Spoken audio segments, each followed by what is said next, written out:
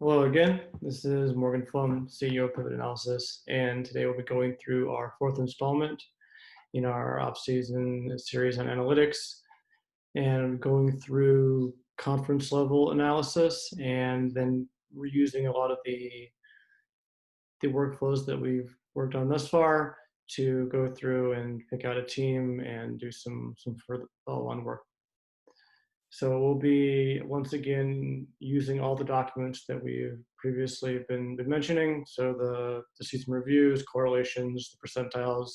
So these will be very useful for framing the problem and then doing some of the more in-depth analytical work in the app. So we'll get rolling. So once again, the cheat sheets are all located here. So we have season review, which is the correlations, kind of the top level correlations with winning, the cheat sheets, which are a good reference point for percentile ranks, and then full sortable percentiles, and then full correlations across the majority of our on-court metrics. So those are available to download and should be very useful for going through some of these workflows. So I wanted to go through a few steps here.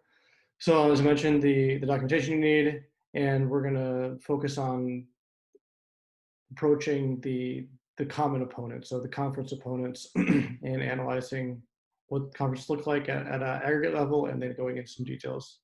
So to do that, I would use the percentiles sheets.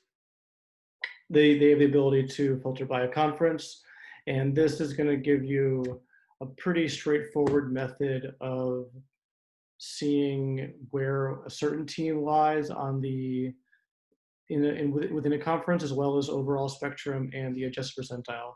So I can quickly talk about what's being displayed here. So I selected just the A10. So obviously I sorted by net rating. So this is per 100 possessions, net rating. And the percentiles are raw. So this is out of all of the Division I teams. This is how they rate as a percentile. And then adjusted is when we look at their strength of schedule. So there's going to be some differences depending on how hard of a team or how hard of a schedule you've played. And so that's going to be reflected in the gaps between raw percentile and adjusted percentile. So in this case, for the most part, the A10 played a little bit easier strength of schedule, but a couple teams played a little bit tougher. So you have a scenario where some of the worst teams in the A10 underperformed, and the better teams overperformed a little bit relative to their opponents. And then that's the same rubric we can use looking at any of the metrics. So offensive rating, once again, per 100 possessions. And once we get into some of the other stats, that's when the adjusted numbers can start to have a little bit more context, because then they can provide a specific look at, okay, how good or bad of an overall strength of schedule in defense or offense have they play. So obviously this is going to be relative to their offensive strengths. So in this case, the relative offenses that were played in the A10 at the men's level were a little bit stronger than the relative defenses. So overall, at a conference level, it's maybe a little bit less useful, but when you're looking at a specific team, it can be good to note that, okay, St. Louis actually played very tough defenses, and so that's why there's a 10% gap between their raw percentile and their adjusted percentile. So in a specific team level, it's pretty useful for seeing, okay, well, I know that they weren't that good overall, but the truth is they played a very tough schedule in terms of opponent defenses. And so that can provide a little bit more context to some of the numbers. So that's really a good way of going through this. And I've organized the percentiles in terms of the most important. So net rating being the highest predictor of winning, and basically down to some of the less predictive ones. So the the four factors obviously are a huge part of our work and of showing how a team can win. So these are a good way to analyze team by team, but then you can also start to get an idea in terms of conference strengths. So this is very easy just to visually check some of these and to see, how much are in the green. So the A10, this is on the women's side now, tended to be a pretty strong conference in terms of EFG. In other words, they had a strong shot profile, a lot on offense, and a pretty good profile on defense. So it's it's good to have this context for understanding how you as a team may match up in your conference, and for knowing what strategies tend to be employed. So many of these are obviously very scheme related, and so having an idea that, okay, turnovers are actually not a big part of strategies in the A10 on the women's side, at least not an emphasis that's yielded tangible results. So having that as a way to differentiate maybe a useful strategy, or at least being able to frame it overall. So within the four factors, we broke them all down by specific category. So in this case, we knew that the net EFG was pretty good, but it's actually driven mostly on the defensive side.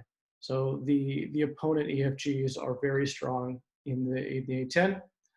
So this is even more context to that overall net rating, because now we can start to understand some of the details. And then that's how all the four factors are broken down by team and opponent, so offense and defense. And then using EFG, we can go in a little bit further and start to understand what specific shot profiles are the teams focusing on, and how that's reflected in this EFG numbers. So again, we know that it's on the defensive side, and so we can look at the opponent field goal percentage at the rim and the proportion of shots at the rim. So these being the two biggest indicators for defensive efficiency. And opponents shot very poorly at the rim against the A10. So obviously some of that is conference play. So the A10 tended to either be better on defense, which is part of it, and also maybe have less effective offenses. But whatever the result is, it's hard to get to the rim in the A10, and teams were definitely not converting very well there. I mean, they got to the rim maybe a little bit better than average, but they did not convert at the rim very well. And then these other buckets will provide illumination at the mid-range level. So this is all shots that are not occurring at the rim that are from two. So again, the percentages, the efficiencies, and the proportions. So it's important to note on the proportion of mid-range shots, because it's a net less than the average expected value shot, a negative value shot. We've reversed the percentiles. So shooting more shots from mid-range is a bad thing. Shooting less is a good thing. So this is a good way of evaluating really the three buckets of shots at or around the rim, shots not, and then shots from three.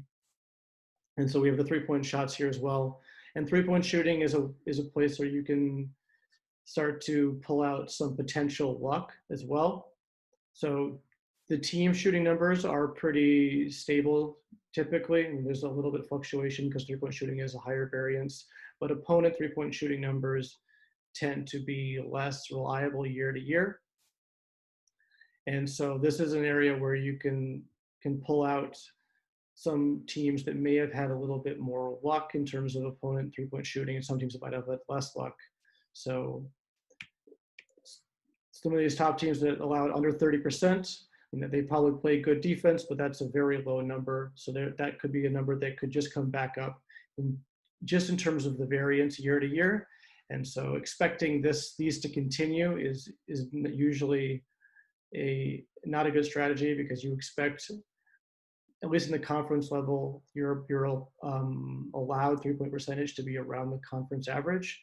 And so in this case, it would be 31, 30, 30.5. And so this is pretty far below that. And the same thing would be true for George Washington. So these teams had a bit of luck. George Washington had very, very poor luck. So that's often reflected in these adjusted percentiles as well. So the raw numbers were 11th percentile. So we know that they were a little bit less unlucky than we think based on their raw numbers. They didn't, the teams they played weren't, weren't that bad. They actually had a little bit higher expected value, but this is just going to give you a pretty good idea on who may have had a little bit of 3-point luck. And then the same thing will be true with the free throw numbers. So by sorting it by opponent free throw percentage, and this is one where almost for sure it's just luck related. You should never expect on a year-to-year basis the numbers to not average the conference median.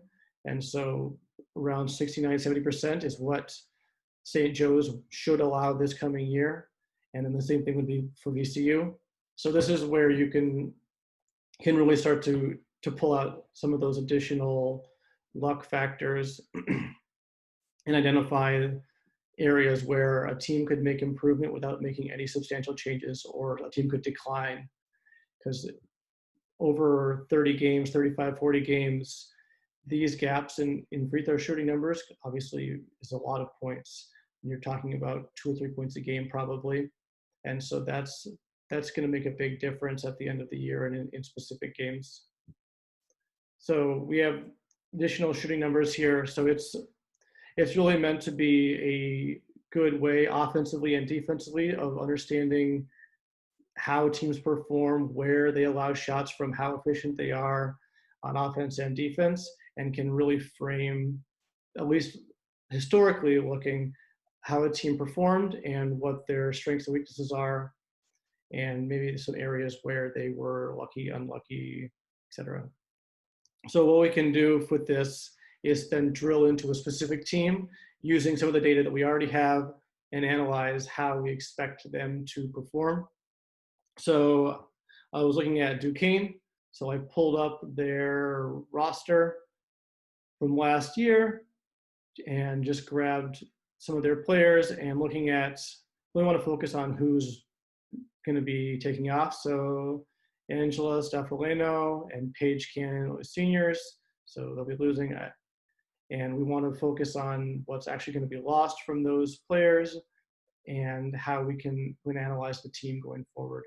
So going into some of the player analysis. So I'm going to walk through this in a little more detail, but starting with on-off ratings. So seeing overall performance by player, going into the combos, the on-off splits in a lineup explorer, which is really where we want to focus a lot of the efforts, and then how to read some of that data. So in general, as long as there's not a coaching change, we expect a lot of the baselines to be similar because scheme tends to dictate that more than individual players. The areas where players do have a greater impact, though, are the deviations in shot location. So let's say you take 40% of your shots at the rim. When player X is on the floor, that number jumps up to 45. That impact is likely a real impact from that player, rather than when this player's on the floor, your team shoots 40% from 3, and when they're off, they shoot 35%. The data indicates that fluctuation is less analytically sustainable than the shot location data. So when reviewing some player that's transferred or that's graduated, their impacts in terms of turnover percentages, offensively and defensive, and shot locations are things that have a little bit more weight, analytically speaking, than some of the shooting numbers. I mean, obviously, if a player was driving the whole offense, then they're going to have a large impact on that. But on the margins, the shooting efficiency numbers tend to be not sustainable year to year, but the location numbers are. So that's just a good reference to use when you're looking at players that are returning and what their impact are, as well as players that are leaving and how they are affecting the team in their absence. So starting with the on-off data, we can look in and see, well, one of the seniors had significant negative impact, especially on defense. So we can very quickly make some judgments on how they perform with these players and offensively as well. So it's actually a good loss for this team because there was not a ton of on-court production, and the other senior is the opposite. So actually had some of the highest numbers, especially on offense. So now we want to dig in a little bit and see what actually was happening when these players were on the floor. So a good place to start to kind of frame it might be on the combination explorer. So this is a good way to look at all combos. So I filtered by all combos with 250 possessions.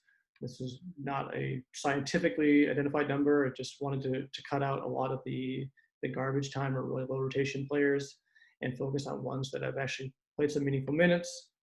And this can be used to look at, so we want to look at Paige Cannon and see her combos, and then focus on something that may be lost in terms of her top combos, but also we can start to analyze some of the returning combos. So this is a good place to start. We're looking at if someone's moving into a new role, trying to find a best way to maximize that based on player type. So if Paige Cannon was a stretch 4, then finding the best stretch 4 candidate to pair with a Maya Hamilton is potentially a good strategy. So it's a lot is just looking at what do the numbers say, what does the eye test say, does this make sense, is this a pairing that actually works? Because making sure these things are all working in a single direction is very important.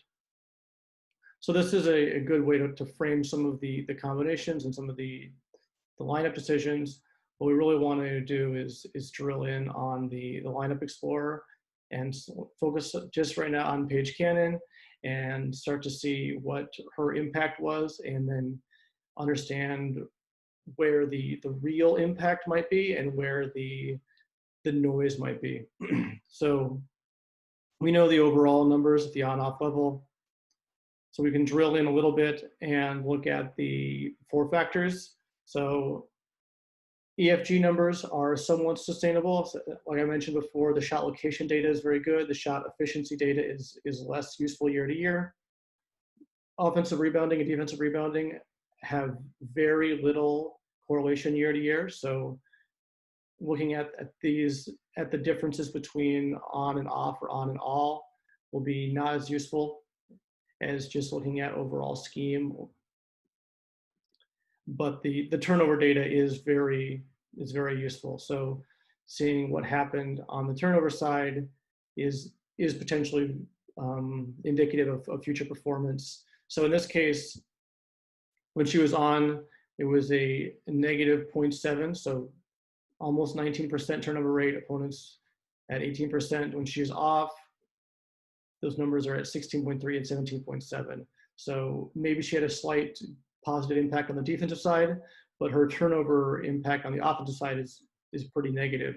And so this is something that, as an opponent of Duquesne, you could take away and say, okay, we actually expect Duquesne's turnover rate to go down. Or if you're Duquesne yourself, you can say, okay, we know that when she was on the bench, the turnover rate went down. The data indicates that she's somewhat responsible for that. We can start to look a little bit deeper at some of those replacements to understand what's happening and how reliable that data might be. And so that's going to be true for the shooting profile as well. So again, the percentages tend to be less impacted by the player. The proportions tend to be more impacted. So looking at those splits, you can see when she's on, that Duquesne shot almost 40% from 3. And we know that their season-long numbers were 35, I think. So that's a pretty big jump. And unless she was an absolute marksman taking all the 3s, we would expect that 4 percentage point jump, she's not entirely responsible for. And so that's playing a pretty large part in her offensive rating. And so the reality is that maybe her offensive impact isn't quite what it's made out to be in terms of the data. But we can go through the rest of the numbers and start to pick at it a little bit. But this is an area where it's pretty clear that there's a huge jump. And if she's not shooting all the team's 3s and making 40% of them, which I know that she is not, that some of that is noise, And so the easier takeaway would be to look at the proportions, especially the proportions of shots at the rim, because that's where a player tended to have a larger impact. Even if it's not a rim protector, obviously the bigs have the largest impact there. But that's an area where forcing a player to take a shot other than at the rim is something that all players can have some hand in, because whether you're cutting off cutters or stopping drill penetration, that's an area where it's not just the responsibility of the bigs to prevent shots occurring at the rim. So looking at the proportions when she's off, we can see that they allow a few more shots at the rim. And the same thing is true at mid-range, but this is a good difference, and they have a 4% advantage from 3. So there is some impact in terms of proportion of shots at the rim, especially on the defensive side. So offensive proportion goes down, but the defensive portion goes way down. So that is an area that Paige Cannon leaving, we can expect the team to allow more shots at the rim with her replacement. Maybe that's going to be negated somewhat by development of that player or those players, but that's something that shows up in the data and has been pretty consistent to be a reliable year-to-year indicator. And then the same thing might be true for some of the other shot location information. So looking at opponent proportion of shots from 3, so it's slightly up when she's on the floor, but this is a smaller difference. So the 6-point swing of shots at the rim is the one that has the clearest analytical value from my perspective. And so that's an area where, whether it's from Duquesne's perspective or an opponent's perspective, you can start to have some understanding of what a player's loss might mean to that team. And then we could look at some players that might be filling that gap. So Amaya Hamilton was the first player off the bench. So looking at their impact, and in some cases this will marry up with the player that's leaving's data. It depends on what type of rotation that coach is running. But this is a way to look at really the same data and to see, okay, if we expect some version of Paige Cannon's off and Amaya Hamilton's on, what does that look like in terms of future production? Because they may have played with a lot of the same other players. And so this is a way to drill in and look at the proportions and also check some of the percentages. So the swings in terms of 3-point percentage seem to be pretty consistent between those two players. So that's an area where maybe Amaya's 3-point shooting isn't quite what Paige's is, and so adjusting rotations to ensure that there's not a dip there is potentially an option. But it's really about having as holistic of an understanding as possible and trying to really identify where players may have a positive impact. And so this, on the turnover side, this does mirror what we saw to a certain extent with Paige Cannon, where there's a very large swing in terms of turnover percentage.